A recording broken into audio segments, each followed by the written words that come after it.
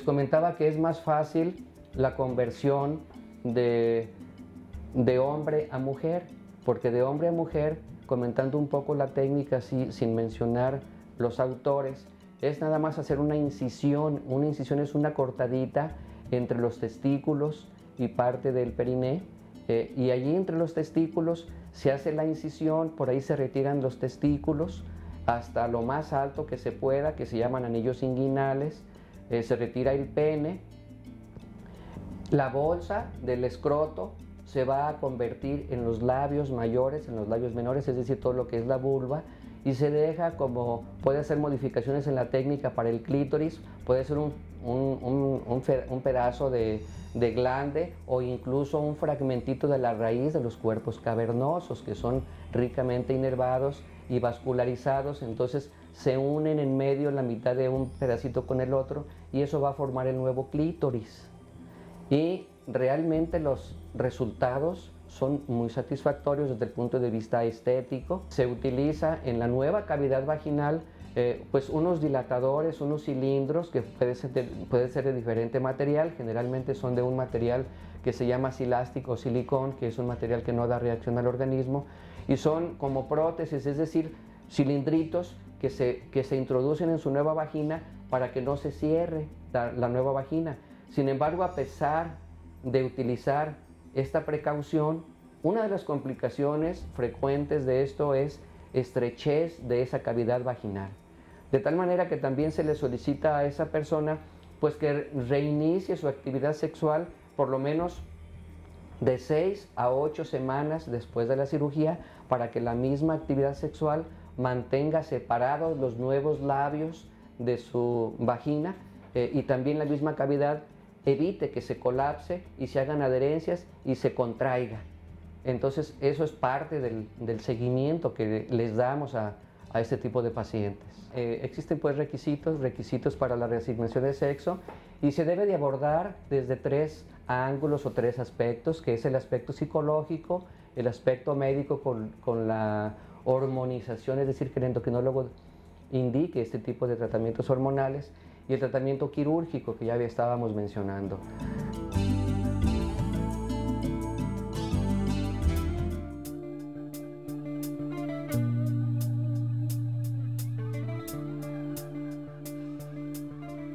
Quiero ser yo.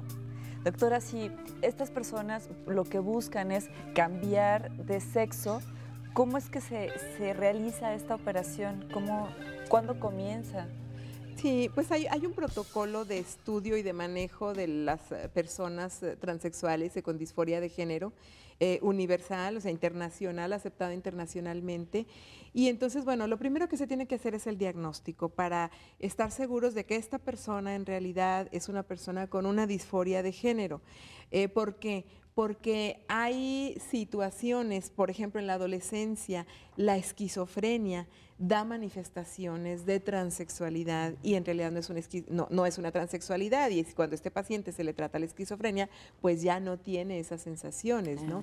Entonces, por ejemplo, el diagnóstico es multidisciplinario. Se tiene que hacer estudios genéticos para ver si no es un trastorno de diferenciación sexual, que eso es otra entidad muy diferente y que entonces sería por cuestiones genéticas, básicamente, por alteración genética. Entonces, interviene el endocrinólogo, que tiene que revisar los niveles hormonales de la persona, el ginecólogo o el urólogo, que tiene que revisar si hay órganos sexuales internos y externos, de hombre o de mujer, dependiendo de lo que sea. Sí, en los trastornos de diferenciación sexual, por ejemplo, el hermafroditismo es claro. Esto, entonces interviene. Interviene también, desde luego, un psiquiatra que va a hacer un peritaje psiquiátrico de sanidad mental, es decir, esta persona es sano mentalmente y entonces el que se sienta hombre en un cuerpo de mujer o mujer en un cuerpo de hombre corresponde a una transexualidad. Y bueno, obviamente el sexólogo y terapeuta sexual, que va a ser quien coordina, por ejemplo, todo esto, ¿no?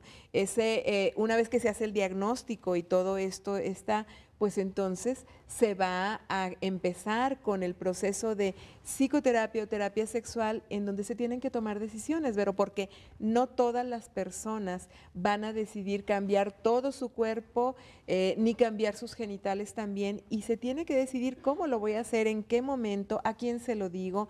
Lo sabe mi familia, lo saben mis amigos, no todas las personas lo hacen en la juventud. Hay pacientes de 30, 40, 50 años que deciden empezar el proceso y a veces están casados, a veces tienen familia, a veces tienen un trabajo muy estable, y entonces todo eso se tiene que tomar decisiones, ¿no? Y prepararse y decir, bueno, ¿qué quiero hacer? ¿No? Y además enfrentarme con los míos, ¿no? Sí, claro que sí. Con mi familia, con mi pareja, si la tengo. Sí, porque a veces no lo han hecho, ¿no? Y entonces, bueno, después de que se hace todo ese proyecto de reasignación de género, viene generalmente con lo primero que se empieza es con un proceso de hormonización, ¿verdad?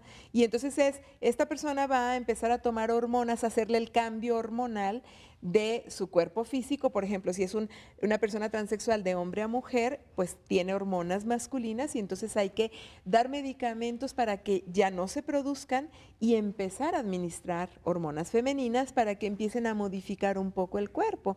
Junto con la hormonización se puede hacer feminización de rostro, por ejemplo, donde prácticamente se corta o se lija la mandíbula, ¿no? Obviamente todo esto a través del cirujano plástico.